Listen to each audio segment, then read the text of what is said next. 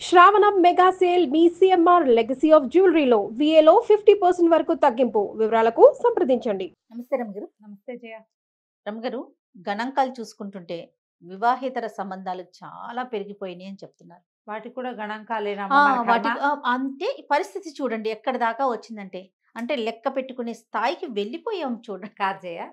ఇప్పుడు గణాంకాలు అంటే మన దగ్గరికి వచ్చి అడగాలి. ఆ. మామూలుగా గణాంకం అంటే ఏమిటి? మన ఇంటికి వచ్చి లేదా మన ఆఫీస్లోను మీ ఫ్యామిలీలో ఎంతమంది ఉంటారు, ఎంతమంది బ్రదర్స్, ఎంతమంది సిస్టర్స్, ఎంతమందికి ఉద్యోగాలు ఉన్నాయి, ఎంతమంది గ్రాడ్యుయేట్స్, ఇవి కనుక్కుంటారు. ఎవరి దగ్గరికైనా మైక్ పుచ్చుకెళ్ళి మీకు వివాహేతర సంబంధం ఉందా అని అడుగుతారా? అలాంటి గణాంకాలు చూడదు రమ్మగారు. గవర్నమెంట్ కానీ లేకపోతే ఏదైనా బయట ఎన్జిఓస్ కానీ గణాంకాలు చూసేటప్పుడు ఎక్స్పర్ట్స్ దగ్గరికి వెళ్తారు. కేసుల సంఖ్య చూస్తారు. అంతేనా? దాన్ని బట్టి ఓహో ఇదివరకు ఇంత సంఖ్య లేదు, ఇప్పుడు పెరిగింది. సంఖ్య పెరిగింది అనేదాన్ని లెక్క పెట్టుకుంటుంటారు. అలాగా? అలాంటి అంతేగాని మైకులు పుచ్చుకుని దేవుడా దానికి కూడా దిగజారిపోయావా మనం? లేదు, అవునండి, లేదు, నాకుంది. అవునండి, నేను చేస్తాను. ప్రస్తుతానికి అక్కడికి రాలేదు ఇంకా. కొన్నాళ్ళకి అక్కడ కూడా వస్తాము. ఏం ఏం కర్మో పాడు దేవుడా. రమ్మగారు, ఏం పాడు రమ్మగారు, చెప్పలేము మనం.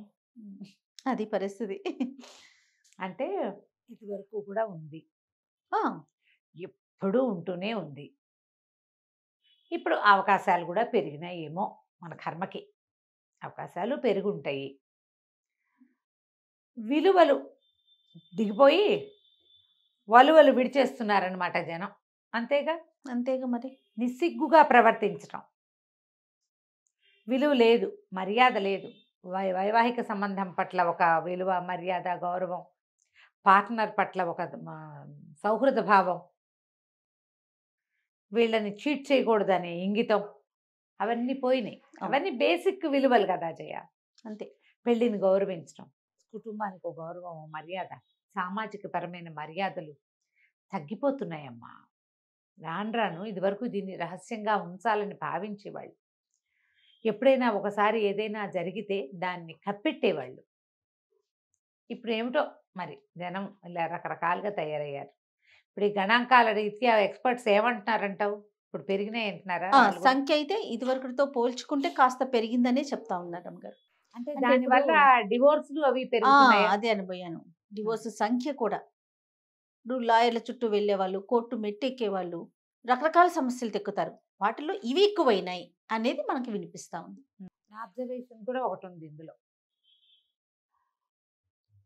ఎప్పుడో ఏదో ఒక చిన్న పొరపాటు చేశాము, దాని ప్రభావం మా వైవాహిక జీవితం మీద ఉంది, దీన్ని ఎట్లా కవర్ చేసుకోవాలి అని కౌన్సిలర్ల దగ్గరికి వెళ్తున్న వాళ్ళ సంఖ్య కూడా ఉండొచ్చు. అంటే నేను ఏదో ఒకటో అరో నాకు వస్తున్నాయి అని నేను అనుకుంటున్నా. కాదు, ఇప్పుడు నువ్వు చెప్పిన దాని ప్రకారం చాలా వాటికి వెళ్ళిపోతున్నట్టు. అంతే కదా? అంతేగా. అంటే ఇదివరకటికి ఇప్పటికీ ఒక డిఫరెన్స్ ఉందేమో అనిపిస్తుంది జయ. ఇప్పుడు ఉద్యోగ సంస్కృతి పెరిగిపోయింది కదా. అవును. ఈ ఉద్యోగాల్లో ఇలాంటి పీపుల్ కలిసి ఉండే అవకాశాలు ఎక్కువ. ఇప్పుడు ఎవరిళ్లలో వాళ్ళు ఉండటం, ఆడాళ్ళు ఇంట్లో ఉండటం, మగాళ్ళు ఉద్యోగాల్లో ఉండటం కాదు కదా, ఆడ మగ ఉద్యోగాల్లో ఉండటం. అవును. అండ్ మరి మీరు అబ్జర్వ్ చేశారో లేదో కానీ నా అబ్జర్వేషన్ ఒకటి ఉంది, చాలామంది ఆన్లైన్ కాపురాలు చేసేస్తున్నారు. మా హస్బెండ్ లేదా నా వైఫ్ ఇలా ప్రవర్తిస్తున్నారని అని కౌన్సిలర్ల దగ్గరికి వెళ్ళే వాళ్ళ సంఖ్య కూడా పెరిగింది. నేనేమో 2-3 కేసులే, నేను ఎక్కువ వినలా, కానీ నా దగ్గరికి వచ్చినవి ఉన్నాయి. నేను ఎవరితో మాట్లాడినా వాళ్ళు అవునని చెప్తున్న ఇవి కనపడుతున్నాయి. ఇంట్లో వైఫ్ గీఫ్ అన్నీ మామూలుగానే ఉంటాయి. వీళ్ళు ఆన్లైన్లో 2-3 తోటి ఫ్రెండ్షిప్ల్లో ఉంటారు. కొంతమందితో వెర్బల్గా మాటల్లోనే కాపురాలు చేసేసే విధానం ఒకటి కనపడుతుంటుంది.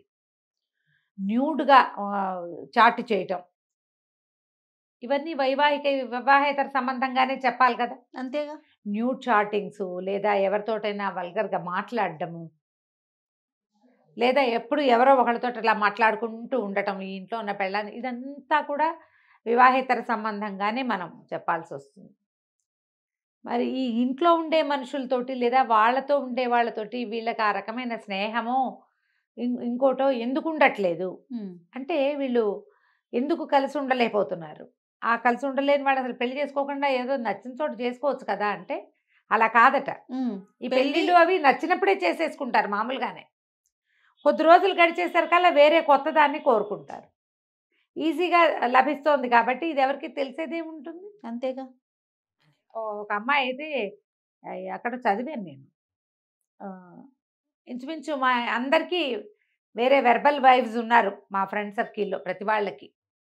మాట్లాడుకునే వైఫ్‌లు, మాట్లాడుకోవడానికి హస్బెండ్స్ వేరే ఉన్నారు. ఊరికే హస్బెండ్, వైఫ్ అని పేర్లు చెప్తున్నాం. ఆడ, మగ ఎవరికి వాళ్ళకి ప్రత్యేకమైన ఫ్రెండ్స్ ఉంటారు. లేకపోతే ఈ బోర్డమ్‌ని, స్ట్రెస్‌ని జయించడం కష్టం అని ఒక అమ్మాయి చెప్పినట్టు. ఈ స్ట్రెస్‌ని బీట్ చేయాలంటే ఏదో ఒకటి థ్రిల్ కావాలి మనుషులకి. ఆ థ్రిల్ ఇంట్లో ఉన్న వాళ్ళతోటి లేదా తమతోటే ఉండే వాళ్ళతోటి కంపానియన్ తోటి జీవితం అంత థ్రిల్లింగ్‌గా ఉండదు. బయట ఎవరైనా ఔట్ సైడ్ పర్సన్స్ తోటి ఇలాంటి మాట్లాడితేనే ఇలాంటి ప్రవర్తనతోటే థ్రిల్ వస్తుందని. థ్రిల్లింగ్‌గా ఉంటుంది. కిక్. ఈ స్ట్రెస్ అంతా ఎట్లా బీట్ అవుట్ చేయాలి? నేను అనుకుంటాను ఊరికే ఒక ఆలోచిస్తుంటే జయ, ఇదివరకు ఇన్ని యోగా క్లాసులు, ఇన్ని యోగా సెషన్స్, ఇన్ని రకాల యోగాభ్యాసాలు లేవు. అవునండి. ఇప్పుడు యోగాలు వచ్చినాయి, జుంబాలు వచ్చినాయి, డాన్సులు వచ్చినాయి, వాకింగ్ క్లబ్స్ వచ్చినాయి, లాఫింగ్ క్లబ్స్ వచ్చినాయి, స్టాండప్ కామెడీస్ వచ్చేసినాయి బోల్డన్ని. ప్రజలకి కాలక్షేపానికి పుంఖానుపుంఖాలుగా వ్యవహారాలు వచ్చినాయి. ఏమిటి అయినా సరిపోవట్లేదా? ఇన్ని రకాల ఇంతవరకు ఏవమ్మా ఇవన్నీ? అవునవును. ఏం లేవు, మనకు ఫోన్లు కూడా లేవుగా మన బతుక్కి. మన దగ్గర ఏం లేవు. మన చిన్నప్పుడు ఎప్పుడో ఒక టీవీ వస్తే వారానికి రోజుకి 2 గంటలు 3 గంటలు మోగేది. అందులో సగం న్యూసే ఉండేది. అవును. పాపా అని మ్యూజిక్ ఒకటి దానికి గుర్తొస్తుంటే నవ్వొస్తుంది నాకు గుర్తొచ్చినప్పుడల్లా. ఇప్పుడు ఏవో ఒక చిత్రహారు, ఓ చిత్రవిహారు, ఒక బుధవారం ఒక సినిమా, ఆదివారం ఒక సినిమా, అంతే మన గోల. ఇన్ని రకాల కాలక్షేపాలు. దీంట్లో ఇదివరకు ఇన్ని ఊళ్ళు వెళ్ళిపోవడానికి, అక్కడికి ఇక్కడికి వెళ్ళిపోవడానికి ఏం అవకాశాలు ఇదివరకు ఉండేవి కాదు. ఇప్పుడు ఎక్కడికి కావాలంటే అక్కడికి వెళ్ళిపోవచ్చమ్మా. ఏ దేశానికి కావాలంటే ఆ దేశానికి వెళ్ళిపోవచ్చు. అసలు వీసాలే అక్కర్లేని దేశాలే 10 15 తయారైనాయి. అవును. వచ్చేయండి మా దగ్గరికని. ఇన్ని ప్రయాణాలు. పోనీ చదువులు తక్కువ అంటే చదివి చచ్చిపోతున్నారు జనం. అన్నీ ఎక్కువగానే ఉన్నాయి రమ్మగారు. ఇవన్నీ ఉండి స్ట్రెస్ని బీట్ చేయడానికి ఈ ఉపయోగది సరిపోదు. ఉన్నదంతా సమూహం చాలక ఇంకా ఇప్పుడు ఇలాంటివి. స్ట్రెస్ బీట్ చేయడానికి మన పార్ట్నర్ని మోసం చేయాలా? ఇదొకటి. స్ట్రెస్ని బీట్ చేయడానికి ఒక అసహజమైన, అసంబద్ధమైన, ఎవరికి చెప్పుకోలేని, ఓపెన్ చేయలేని, నలుగురికి తెలిస్తే నగుబాటుగా ఉండే ఒక ధోరణిని అవలంబించాలా? అవలంబించుదా పోనీ ఏదో తాత్కాలికంగా ఒక పూట ఒక్కసారి ఎప్పుడూనా మన బతుకి ఒక నిజము నిలకడ వద్దు మరి కావాలి కదా. ఇప్పుడు ఇందులో నిజమేది, నిలకడేది? నిజము నిలకడ లేవు కదా. రెండూ లేవు. ఏదైనా ఒకసారి ఇట్లాంటివి జరగచ్చు మా జీవితంలో. మనుషులం కదా జయ మనం. మానవ సహజంగా తప్పిదాలు జరుగుతాయి. ప్రతి వాళ్ళు ఏదో ఒక బలహీన క్షణానికి లోనవటం అనేది ఒక లోక సహజమైన సంగతి. ఆడైనా మొగైనా దానికేం అంత చాలా ఇంకా క్షమ లేదు, మీకు నిష్కృతి లేదని అనలేం. జరగచ్చు. ఏదో once in a blue moon. That blue moon should be once in a life ఉండాలి. అంతేగా. అంతేగాని ప్రతి నెల వన్స్ ఇన్ ఏ బ్లూ మూన్లు ప్రతి నెల వస్తాయంటే ఎట్లా? ఇంకప్పుడు మనం ఎవరికైనా ఏదైనా ఒక ఎథికల్గా ఉండు, సరిగ్గా ఉండు, ప్రాపర్గా ఉండు అని చెప్పలేం కదా. అసలు మనకు లేదుగా. ఎథిక్ లేదు, ప్రాపర్ థింగ్ లేదు, మనకేం లేదు ఇక్కడ. నువ్వు పిల్లల్ని ఎట్లా సరి చేస్తావు, నీ సబార్డినేట్స్ని ఎట్లా సరి చేస్తావు, నీతో ఉన్న సమాజాన్ని సరిగ్గా ఎట్లా ఎక్స్పెక్ట్ చేస్తావు? నీ దగ్గర ఒక్క సరైన సంగతి ఒక సంగతి లేనప్పుడు, ఇది లేకపోతే బేసిక్ క్యారెక్టర్ లేనట్టు కాదా? 100% కదా. అంటే ఇదో ఇంతేనా అంటే అలాగే చెప్పాలి. మరి నీకు ఈ వైవాహిక బంధంతో ఇబ్బంది, ఇప్పుడు అవకాశాలు వచ్చినాయి, నేను ఇలాంటి మాటలు మాట్లాడకూడదు కానీ అవకాశం ఉంది, నీ దారి నువ్వు పో, అప్పుడు నువ్వు ఏదైనా చెయ్యి. పోనీ నీకు ఏది నచ్చిందో దాంతోటే ఉండు. లేదు అది కూడా కాదు, అది కాదు. చాలా రోజుల క్రితమే ఈ కథ నేను చెప్పినట్టే నాకు గుర్తుంది. ఇప్పుడు రైటర్ పేరు కూడా మర్చిపోయి చాలా రోజులైంది. ఆవిడ ఒక కథ రాశారు, ఒక ఆవిడ మేడం, టక్కిన పేరు మర్చిపోయాను చూడు, నన్ను క్షమించండి ఆ పేరు చెప్పలేకపోతున్నందుకు. భార్యాభర్త. ఈ భర్తకి ఆఫీస్లో ఒక అమ్మాయితో చాలా ప్రగాఢమైన స్నేహం ఉంటుంది. అది నాతో ఉంది అంతే, నువ్వు కూడా నాతోటే ఉంటావని భార్యను బెదిరిస్తాడు అతను. ఆ అమ్మాయి చచ్చినా ఒప్పుకోదు. ఇప్పుడు నేను కూడా ఎవరితోటైనా ఉంటానంటే నీకు ఓకేనా? నువ్వు ఆడదానివి, నేను మొగాడిని అంటాడు. నేను ఆడదాన్ని, సరే మరి అది కూడా అవతలది ఆడదేగా. నువ్వు ఉండేది మొగాడితోటి కాదు. నీతో ఉంటున్న ఆడదానికి వేరే కుటుంబము, వ్యవహారం ఉన్నాయి. అదెట్లా నీతో ఉండగలుగుతోంది? నేను ఎట్లా ఇంకొకరితో ఉండకూడదు? ఉండకూడదు. నువ్వు మాత్రం ఉంటానంటావు. నువ్వు మొగాడిని అంటావు. నువ్వు మొగాడివైతే అది ఆడది కదా! ఏం చేస్తుంది? ఓ రోజు సత్యనారాయణ వ్రతానికి పిలుస్తుంది. మొగుడిని తెగ తిట్టిపోస్తుంది. గొడవలు అవుతాయి. ఈ అమ్మాయికి ఓ చీర తెచ్చి, ఆ అమ్మాయికి కూడా ఓ చీర తెచ్చానంటాడు. ఈ ఒకరోజు సత్యనారాయణ వ్రతం పెట్టి చుట్టాలందరినీ పిలుస్తుంది. ఆ అవతల అమ్మాయి, మొగుడు కూడా వస్తారు. పిలుస్తారు వీళ్ళే. వస్తారు. వస్తే ఈ అమ్మాయి పరిచయం చేస్తుంది. ఇగో ఈ అమ్మాయిని ఇతను ఉంచుకున్నాడని చెప్తుంది అందరికి. ఆ అమ్మాయి ఏడుస్తూ ఉంటుంది. మొగుడు వెళ్ళిపోతాడు కోపం వచ్చి. మొగుడు వెనక నా జీవితం పాడు చేసావు నువ్వు అంటుంది. మరి నువ్వు చేసింది ఇక్కడ? రోజు నీతో నన్ను పోలుస్తాడు. నీతో బాగుంది దాంతో నా జీవితం చాలా బాగుంది, నీతో నాకు నేను అంత ఎంజాయ్ చేయట్లేదని చెప్తున్నాడు నాతో. నా ఎదురుగుండా గంటల తరబడి నీతో మాట్లాడతాడు. ఈ ఇంటికి డబ్బు సగం నేను కడితే, వాళ్ళ అమ్మా నాన్నని నేను సపోర్ట్ చేస్తే, వీడికి పిల్లల్ని నేను కంటే సంతోషం నీ వల్ల ఉందని నాకు చెప్తున్నాడు. నేనేం చేయాలి? నీకు ఇప్పుడు జీవితం నీ భర్తకు తెలిసింది కాబట్టి జీవితం పాడైపోయింది. మరి భార్యకి తెలిసినప్పుడు ఇక్కడ పాడవలేదా జీవితం? అత్తగారు బతిమలాడుతుంది వద్దు వద్దని. చెప్పే నీ కథ నాకు గుర్తుంది చాలా రోజుల క్రితం. రైటర్ పేరు కూడా చెప్పా, మేడం పేరు ఇప్పుడు నాకు గుర్తు రావటం లేదు. నాకైతే నిజంగా విన్న గుర్తు అనిపించట్లేదండి. ఓకే, జనాలకు గుర్తొస్తుంది చూడు. ఎప్పుడు ఎలా ఉంటుందంటే, మీరు ఏదైనా ఒకటి, ఏ విషయమైనా సజావైన షేరింగ్ సంతోషాన్ని కలిగిస్తుంది. సజావు కాని షేరింగ్ ఎప్పుడు భయావహమే. అంతేగా, ఎప్పుడు ఇబ్బందికరంగానే ఉంటుంది.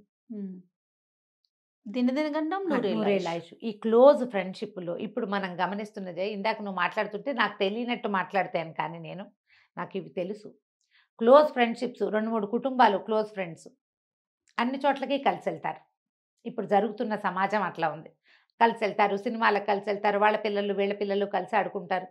సడన్గా ఆ కుటుంబాల్లో ఒకడికి ఇంకో కుటుంబంలో ఒక ఆవిడకి సంబంధం ఏర్పడుతోంది. వీళ్ళ వల్ల ఎంత కలుషితమైపోతుందో సమాజం. నేను అనుకుంటా ఇంత కలిసి ఉండటం ఎందుకు? ఎంతవరకు ఉండాలి అంతవరకు ఉండొచ్చు కదా. ఎవరి జీవితం వాళ్ళది, ఎవరు ప్రయారిటైజ్ చేసుకుని సెపరేట్గా ఉండొచ్చు కదా. ఏదో సిచ్యువేషన్స్లో కలుస్తాం, అంతకంటే ఎక్కువ క్లోజ్నెస్ మీరు ఎందుకు చేయాలి? అది మీ మధ్య అక్రమ సంబంధాలకి దారి తీసేంత స్నేహాన్ని ఒక ఆడమగ మధ్య మిగిలిన వాళ్ళు ఎందుకు ఎంకరేజ్ చేయాలి? అసలు ఆ పరిస్థితులు ఎందుకు రావాలి? ఆవిడ ఊరు వెళ్తే ఈవిడ వండి పెడుతుంది, ఈవిడ ఊరు వెళ్తే ఇంకోళ్ళు వండి పెడతారు. ఏమి మగవాడు వాళ్ళ ఇంట్లో వంటవాడు వండుకోడు? ఈ గిన్నెలు పంపించడం, సామాన్లు పంపించడం, మా ఇంటికి రా మాతో పాటు తినని పిలవడం, ఎప్పుడో ఏదో జరిగిపోతుంది. ఇక దాన్ని కంటిన్యూ చేస్తారు. పోనీ జరిగిందని సెపరేట్ అయ్యి జాగ్రత్త పడతారా? పడరు. తెలియలేదు కదా అని ముందుకెళ్తారు. అందులో ఉన్న థ్రిల్ అలా లాక్కెళ్తుంది. ఇతరత్ర శారీరక సంబంధాల వల్ల కలిగే థ్రిల్లు సహజమైన వాటిల్లో ఉండవట. చాలామంది రాస్తారు దాని మీద. థ్రిల్ కిల్స్ కదా. అంతే, అవునా? ఏ థ్రిల్ అయినా చివరికి అదే కదా. మీ పిల్లలు ఏమవుతారు? అసలు మీ మనుషుల మధ్య సంబంధాలని సజావుగా అర్థం చేసుకోవటం కుదురుతుందా? కష్టం కదా. ఎప్పుడైనా ఒక పొరపాటున ఏదైనా జరిగితే దాన్ని అక్కడ సరిపెట్టేసేయాలి, వెనక్కి తిరిగి చూడకూడదు. ఈ సమాజం ఇందులో ఏమవుతుందంటే, ఒకటి జాగ్రత్త పడాలనుకుంటారు ఆడో మగో, రెండో వాళ్ళు వదిలిపెట్టరు, బ్లాక్మెయిలింగ్కి దిగుతారు. బ్లాక్మెయిలింగే, అది కూడా ఇబ్బంది. ఇంకా తప్పదు, చివరికి హత్యలు, మరణాలు, లేకపోతే డివోర్సు, అక్కడి దాకా కుటుంబ విచ్ఛేదము, పిల్లలు అన్యాయం అయిపోవటము, అందులోకి వెళ్ళిపోతుంది. ఇది అందాక పోనివ్వద్దు. ఈ దూరం ఎక్కడో ఉన్న వాళ్ళతోటి ఫోన్లలోనో ఇంటర్నెట్ ద్వారానో శారీరక సంబంధాలు నెరవేరుద్దామన్న ఉద్దేశాలు మానేయండి. సమాజాన్ని పాడు చేసేది ఇదే. అది తెలివిగల పని కాదు. ఎప్పుడో ఒకప్పుడు తెలియక ఏదో తింటాం, ఇది పొరపాటని తెలిసి మానేస్తాం. ఇవి కూడా అంతే. మానుకోకపోతే మీ తర్వాత తరాలు చాలా చెడిపోతాయి. వాళ్ళకి మనుషుల మధ్యని ఈ సునిశ్చితమైన సంబంధాలని అర్థం చేసుకోవటం చాలా కష్టమవుతుంది. పేరెంట్స్కి ఈ రకమైన విలువలు తెలిసి ఉండాలి. వన్స్ మీరు పేరెంట్స్గా మారారు, మీ ఇద్దరు కుర్రాళ్ళుగానో అమ్మాయి అబ్బాయిగానో ఉన్న నాళ్ళు ఏమిటో తెలియదు మనకి, ఎలాగో పోతుంది జీవితం. వన్స్ పేరెంట్స్గా మారాక మీరు ఇలా తెంచుకోలేని భావజాలాల మధ్య ఇరుక్కుని మీ సంబంధ బాంధవ్యాలను పాడు చేసుకుంటే పేరెంట్స్గా మీరు అడ్డంగా ఫెయిల్ అయిపోతారు. మీ వల్ల సమాజం చెడిపోతుంది. సమాజాన్ని చెడగొట్టే దిశగా అడుగులు వేయొద్దు. ఒక తొందరపాటు అడుగులు పడితే వాటిని అక్కడ ఆపండి. కాలు వెనక్కి తీసుకోవడానికి ట్రై చేయండి. మీ మనసుకి మీరు నచ్చజెప్పుకోండి, ఇతరులకి నచ్చజెప్పండి, అవసరమైతే ఒక కౌన్సిలింగ్ తీసుకోండి. కానీ ఇలాంటి వాటిని ముందుకు తీసుకెళ్ళిన కొందికి మీకు మంచి సమాజం దొరకదు. అంతే. దీనివల్ల ఏంటంటే డివోర్స్ ఆల్రెడీ ఇండియాలో చాలా పెరిగినాయి. ఇందాక నువ్వు చెప్పిన లెక్కల్లోనే దీనివల్ల ఏమనాలి, అక్రమ సంబంధాల వల్ల ఎక్స్ట్రా మ్యారిటల్ అఫైర్స్ ఈ ధోరణి వల్ల డివోర్స్ అవుతున్నవి ఎక్కువగానే ఉంటున్నాయి. మామూలుగానే కొట్లాడుకుని డివోర్స్ తీసుకుంటున్నారు చిన్న చిన్న విషయాలకి. ఇంకా దానికి తోడు ఇవి కూడా ఉంటే ఇంకా కష్టం కదా. మీకు పిల్లలు ఉంటే మరీ కష్టం. అవునా? ఆలోచించండి. ప్రవర్తన మార్చుకోవటం ఏ స్టేజ్లో అయినా చేయొచ్చు. ఇది వరకు చాలా చేసాం, ఇప్పుడు మారటం ఎందుకు అనుకోకండి. ఏ పరిస్థితుల్లో అయినా మార్చుకోవచ్చు. ఒకవేళ మన పత్వంతో ఉన్న వాళ్ళు మారితే వాళ్ళని క్షమించి కలుపుకోండి. ఇది కూడా ప్రధానం, చాలా ఇంపార్టెంట్ కదా. నువ్వు ఒకటి తెగొట్టేసుకుంటానంటే తర్వాత మానేసిన ప్రయోజనం లేదు. మాట్లాడుకుని మానేసుకుని మళ్ళీ కలిసి ఉండేందుకు ఆలోచించండి. దానివల్ల డివోర్స్ వైపుకి వెళ్ళరు, మీ కుటుంబ సమాజం చెడిపోకుండా ఉంటుంది. ఉంది కదా మన ఫ్యామిలీ సొసైటీస్, అవి పాడవకూడదు. మీరు ఎక్కడో చోట ఆగి సర్దుకుని దాని మీదే ఎంతసేపు ఎత్తిపడటము, దాని గురించి ఎంతసేపు మాట్లాడటము, దాన్ని మళ్ళీ పునరావృతం చేయటము, ఈ వ్యవహారాల జోలికి వెళ్ళకుండా ఆడ మగ కూడా సర్దుకుంటే అది అక్కడితోటే ఆగిపోతుంది. మళ్ళీ అలాంటి పరిస్థితులు రాకుండా జాగ్రత్త పడండి. ఏదో పాసింగ్ క్లౌడ్స్ అనుకో, వాడి దారిని అది పోతాయి, దీని దారిని ఇది నడుస్తుంది. పాసింగ్ క్లౌడ్స్ అందరి జీవితాల్లోనూ వస్తాయి, చాలామందికి వస్తుంది. వదిలేసి చూసి చూడనట్టు ఊరుకుంటే తర్వాత సమాజం ముందుకెళ్తుంది ఆటోమేటిక్గా. అంతే. సరిగ్గా ఆలోచించండి దయచేసి. రైట్ రమ్ గారు. నమస్తే. నమస్తే జయ.